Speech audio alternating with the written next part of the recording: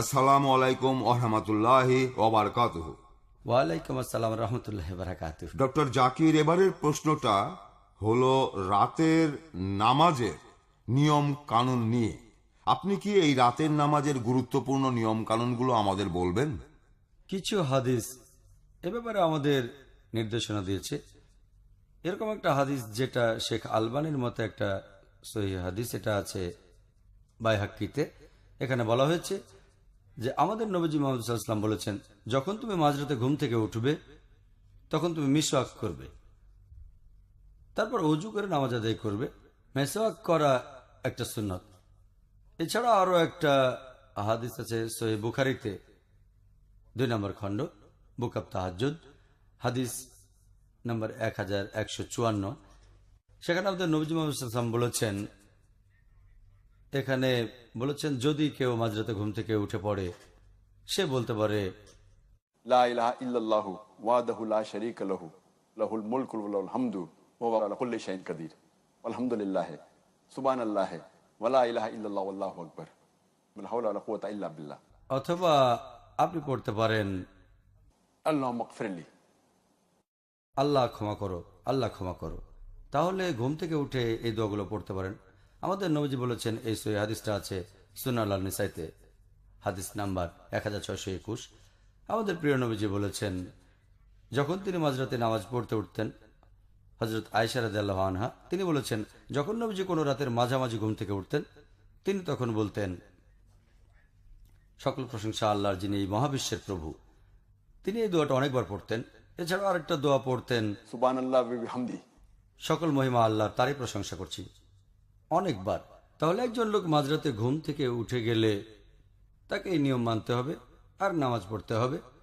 আর আরেকটা হাদিস আছে সুন্নান আবু দাউদ, এটা একটা সহিহ হাদিস, 1 নম্বর খণ্ড, বুক অব সালাহ, হাদিস নাম্বার 1324। একবার মুহাম্মদ সাল্লাল্লাহু আলাইহি ওয়াসাল্লাম রাতের বেলায় রাস্তা দিয়ে হেঁটে যাচ্ছিলেন।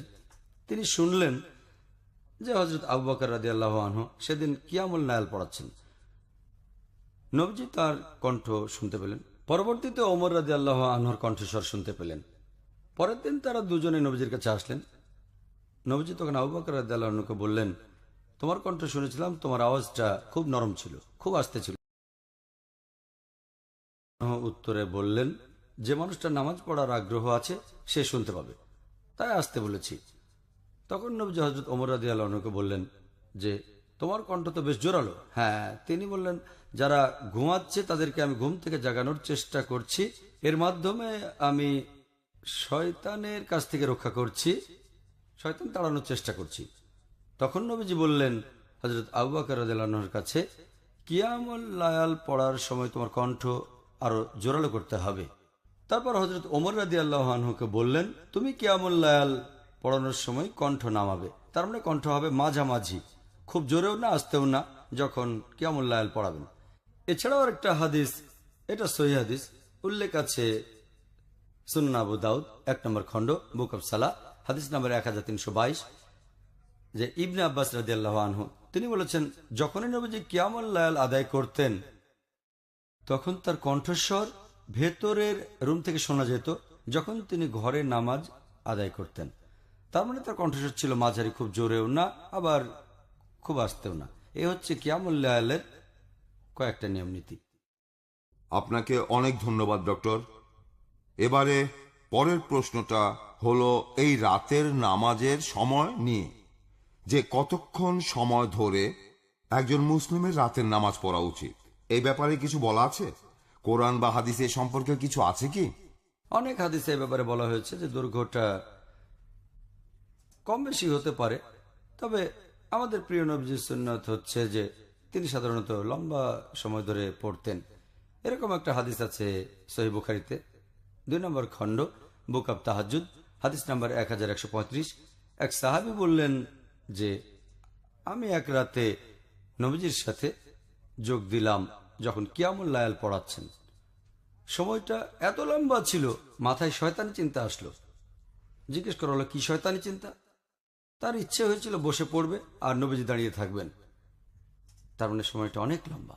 এছাড়াও আরেকটা সহিহ হাদিস আছে সুনান আবু দাউদ 1 নম্বর খণ্ড, বুক অব সালাহ, হাদিস নাম্বার 873, আমাদের নবীজি একজন সাহাবী এটা বলেছেন, নামাজ পড়ার সময় যখন কিয়ামুল লাইল পড়তেন তখন তিনি সূরা ফাতিহা পড়ার পরে সূরা বাকারা পড়তেন। তারপর তিনি গেলেন রুকুতে, মাথা নিচু করা, আর রুকুতে গিয়ে তিনি ততক্ষণ সেভাবে থাকতেন যতক্ষণ দাঁড়িয়েছিলেন তিনি। তারপর উঠলেন, মাথা সোজা করে দাঁড়ালেন, আর ততক্ষণ এভাবে দাঁড়িয়ে থাকলেন যতক্ষণ তিনি রুকুতে ছিলেন। তারপর সেজদায় গেলেন। এর আগে তিনি রুকুতে বলেছেন সুবহান রাব্বিয়াল আযীম, সকল প্রশংসা আল্লাহর। এরপর সেজদায় বলেছেন সুবহান রাব্বিয়াল আলা, সকল প্রশংসা আল্লাহ যিনি সবার উপরে। আর তিনি ততক্ষণ সেজদায় থাকতেন এর আগে যতক্ষণ তিনি দাঁড়িয়েছিলেন। আর দুই সেজদার মাঝের সময়টাও এক একটা সেজদার মতোই লম্বা ছিল। তার মানে এই সবগুলো পজিশন, কায়াম, রুকু, রুকুর পর উঠে দাঁড়ানো, সেজদা, তারপর দুই সেজদার মাঝে বসে থাকা, নবীজি যখন নামাজ পড়তেন তখন এই সময়গুলো অনেক লম্বা হতো। এর মানে কিয়ামুল লাইলের অনেক লম্বা সময়। এরকম আরেকটা হাদিস আছে সহিহ মুসলিম 4 নম্বর খণ্ড, হাদিস নম্বর 6774, হযরত আয়েশা রাদিয়াল্লাহু আনহা তিনি বলেছেন যে নবীজি যখন কিয়ামুল লাইল পড়তেন রাতের নামাজ, তিনি এতক্ষণ লম্বা সময় ধরে দাঁড়িয়ে থাকতেন যে তার পা দুটো ফুলে যেত। তখন তার স্ত্রী হযরত আয়েশা রাদিয়াল্লাহু আনহা, আল্লাহ তাকে শান্তিতে রাখুন, তিনি জিজ্ঞেস করতেন যে আপনার অতীতের আর ভবিষ্যতের সব গুনাহ ক্ষমা করা হয়েছে, তারপরে কেন প্রার্থনা করছেন আপনি, কেন এতক্ষণ ধরে নামাজ পড়ছেন? নবীজি বললেন, আমার কি আল্লাহকে ধন্যবাদ জানানো উচিত না? তাহলে নবীজি কৃতজ্ঞতা প্রকাশের জন্য নামাজ পড়তেন। আর নবীজি নামাজ পড়তেন অনেক লম্বা সময় ধরে। যত বেশি সময় ধরে কিয়ামুল লাইল পড়বেন সেটা ততই ভালো। আল্লাহ যেন আমাদের এই রাতের নামাজ পড়ার শক্তি